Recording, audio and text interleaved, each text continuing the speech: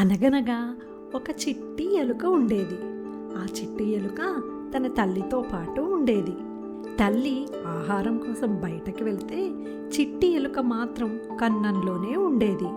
ఓ రోజు తల్లి ఆహారం కోసం బయటకు వెళ్తూ చిట్టి ఎలుకను మాత్రం కన్నంలోనే ఉండు, బయటకు రాకు అని చెప్పేసి వెళ్ళిపోతుంది. తల్లి వెళ్ళిన తరువాత చిట్టి ఎలుకకు కన్నంలో నుండి బయటకు వెళ్ళి బయట ప్రపంచం ఎలా ఉందో చూడాలని అనిపిస్తుంది.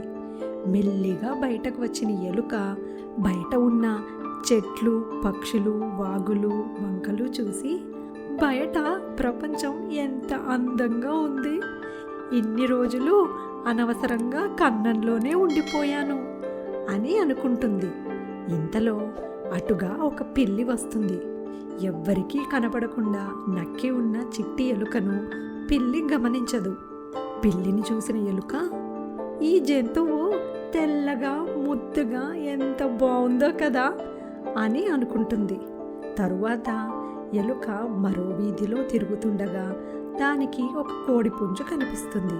కోడిపుంజును చూడగానే, ఎర్రని రంగులో పదునైన ముక్కుతో ఎంత భయంకరంగా ఉంది ఇది అని భయపడి పారిపోతుంది చిట్టి ఎలుక.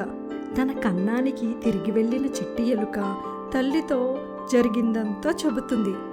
అమ్మా, ఇప్పుడే నేను ఎర్రని రంగులో పదునైన ముక్కుతో రెక్కలతో ఉన్న ఒక భయంకరమైన జీవిని చూశాను.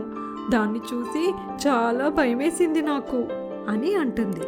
అప్పుడు చిట్టి ఎలుక, అమ్మ, భయపడాల్సిన పని లేదు తల్లి, నువ్వు చూసినది కోడిపుంజు, అది నిన్ను ఏమీ చేయదు అని అంటుంది.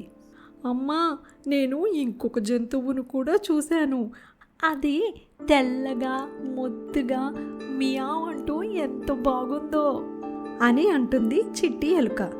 అది విన్న తల్లి, లేదమ్మా, ఆ జంతువు తెల్లగా ముద్దుగా ఉంది అని అనుకోవద్దు, అది నిన్ను చూసిందంటే అమాంతం మింగేస్తుంది. అది పిల్లి. పిల్లి మన జాతికి శత్రువు. నువ్వు దాని వద్దకు వెళ్ళొద్దు. ఇంకా నయం, దాని కంట పడకుండానే వచ్చేశావు. అందుకే ఎప్పుడూ కూడా ఇతరుల రూపురేఖలను బట్టి గుణగణాలను అంచనా వేయొద్దు తల్లి అని చిట్టి ఎలుక తల్లి చెబుతుంది.